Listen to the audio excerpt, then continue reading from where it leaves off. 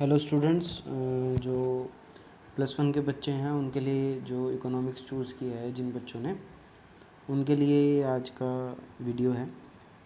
देखो, जो इकोनॉमिक्स है थोड़ा सा बहुत अच्छा सब्जेक्ट कह सकते हैं इसको। बहुत ही नॉलेज है इस सब्जेक्ट में जो आपको आगे भी काम आएगी। अकाउंटेंसी और इकोनॉमिक्स की आपको फेयर कॉपी बनानी है, और दूसरा जो बिज़नेस स्टडी है उसको आप रफली नोट्स बनाते रहें बस रफ कॉपी में। ठीक है, तो आज मैं आपका फर्स्ट चैप्टर स्टार्ट कर रहा हूँ। बेसिक डेफिनेशन है, सॉरी, कुछ बेसिक चीज़ें हैं जो आपको पता होनी चाहिए। जैसे मैंने अकाउंट्स की बेसिक चीज़ें बताई थी कि जैसे हम मतलब कोई नई चीज़ सीखते हैं तो कुछ नई डेफिनेशंस के बारे में पता होना चाहिए आपको। ऐसे ही इकोनॉमिक्स की भी कुछ डेफिनेशंस हैं, या इकोनॉमिक्स के अंदर यूज़ होने वाली डेफिनेशंस हैं जो आपको टाइम टू टाइम काम आएंगी। सबसे पहले है कंज्यूमर। कंज्यूमर वर्ड आपने सुना होगा। कंज्यूमर का मतलब जो अपनी इच्छाओं को पूरा करने के लिए गुड्स और सर्विसेज लेता है, यूज़ करता है, ज़रूरतों को, अपनी इच्छाओं को पूरा करने के लिए। A consumer is one who consume goods and services. एक पर्सन जो गुड्स और सर्विसेज क्या होती है? गुड्स का मतलब सामान, सर्विस का मतलब सेवाएं। सामान मतलब मान लीजिए आप एक मोबाइल की दुकान में चले गए, आपने मोबाइल वाले से कहा कि मुझे एक नया मोबाइल चाहिए, तो नया जो मोबाइल लिया है वो तो गुड्स हो गई, और आपने कहा कि मुझे इसमें रिचार्ज भी कर दीजिए, तो जो आपने रिचार्ज कराया वो आप सर्विस ले रहे हो। मतलब सर्विसेज वो चीज़ होती हैं जो आप महसूस नहीं करते, महसूस करते हो, जिनकी कोई फिज़िकल एग्जिस्टेंस नहीं होती है। फॉर देयर सेटिस्फेक्शन अपनी इच्छा के लिए करते हो ऐसा। तो कंज्यूमर वो पर्सन होता है जो गुड्स और सर्विसेज को क्या करता है? कंज्यूम करता है। ठीक है, नेक्स्ट है आपका कंजप्शन। कंजप्शन का मतलब होता है कि जो वो कंज्यूम करता है वो किस तरीके से करता है। Consumption is the process of using goods and service for satisfaction. मतलब कोई ऐसा तरीका जिस तरीके से वो कंजप्शन या काम प्रोडक्ट को ख़रीदता है। दुकान पे गए, आपने उस प्रोडक्ट को लिया, आपने उसको डेली यूज़ कर रहे हो। मोबाइल लिया, डेली यूज़ कर रहे हो, तो आपने एक तरीका अपनाया, डेली यूज़ कर रहे हो, फ़ोन पे बात कर रहे हो, कंजप्शन कर रहे हो। दूसरी बात, कंजप्शन ऐसी भी होती है कि उसी टाइम ख़त्म हो जाती है। जैसे आपने कोई खाने की चीज़ ली, आपने उसको खाया, ख़त्म हो गई। तो कंजप्शन कई तरीके से हो सकती है, प्रोसेस अलग अलग होती है कंजप्शन की। नेक्स्ट है प्रोड्यूसर। प्रोड्यूसर का मतलब हिंदी में उत्पादक, जो प्रोडक्ट बनाता है। Producer is the person who produce goods and services for generation of income.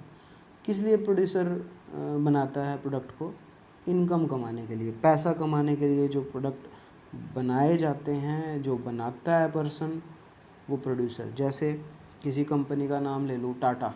Tata का सॉल्ट सब यूज़ करते हैं, तो टाटा कंपनी है, प्रोड्यूसर है वो उसका। नेक्स्ट है production. Production is the process of converting raw material into usable things. Production का मतलब उत्पादन। मतलब प्रोड्यूसर जो प्रोडक्ट बना के आपको देता है, या प्रोडक्ट बनाने की जो प्रोसेस जो यूज़ करता है, वो जो प्रोसेस यूज़ की गई है वो रॉ मटेरियल को यूजेबल थिंग्स में कन्वर्ट करता है। मतलब कच्चे माल को, जो यूज़ करने वाला माल होता है, उसमें कन्वर्ट करके देता है उसको। उस प्रोसेस को प्रोडक्शन कहा जाता है। नेक्स्ट है service. It is the part of income which not, service कह रहा हूँ, सेविंग्स लिखा हुआ है, कुछ पढ़ने में मिस्टेक होगी। Saving, it is the part of income which not consume.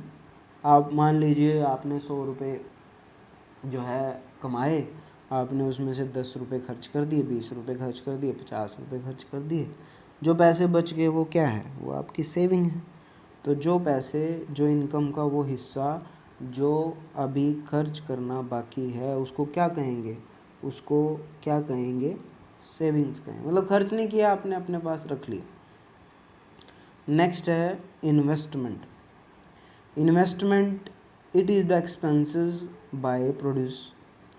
On the purchase of asset which help to generate income. मतलब एक पर्सन जो है इनकम कमाने के लिए जो एसेट्स खरीदता है, एसेट्स मतलब संपत्ति खरीदता है, उसको इनकम कमाने के लिए यूज़ करता है, उसको इन्वेस्टमेंट कहते हैं। आप एक दुकानदार हो, आप एक आइसक्रीम की दुकान चलाते हो, आपने फ्रीज़र लिया, फ्रीज़र में पैसे लगाए, वो आपकी एसेट है। आपने वो फ्रीज़र क्यों लिया? क्योंकि आप उसमें आइसक्रीम रखोगे, फिर उसको क्या करोगे? सेल करोगे। तो वो जो सेल करोगे वो फ्रीज़र की हेल्प से हो रही है, नहीं फ्रीज़र में नहीं रखोगे तो वो ख़राब हो जाएगी। तो जो बेचोगे उससे इनकम होगी, सेल करोगे उससे इनकम होगी। तो इन्वेस्टमेंट वो खर्चे जो आप इनकम के लिए करते हो, तो वो कोई भी खर्च, जैसे आपने बुक ली, क्या ये इन्वेस्टमेंट है? बिल्कुल इन्वेस्टमेंट है, क्योंकि आप उससे कुछ ना कुछ कमा रहे हो, पैसे नहीं कमा रहे हो लेकिन उससे नॉलेज कमा रहे हो, वो भी आपकी इन्वेस्टमेंट है। ठीक है, आज के लिए इतना ही। ये जो इन्वेस्टमेंट पढ़ा हमने, सेविंग पढ़ा, प्रोडक्शन पढ़ा, प्रोड्यूसर पढ़ा, कंजप्शन पढ़ा, कंज्यूमर पढ़ा, इसको आपने एक बार दो बार पढ़ना भी है, ध्यान से लिखना भी है, इसको फेयर कॉपी में नोट करना है। ठीक है, थैंक यू।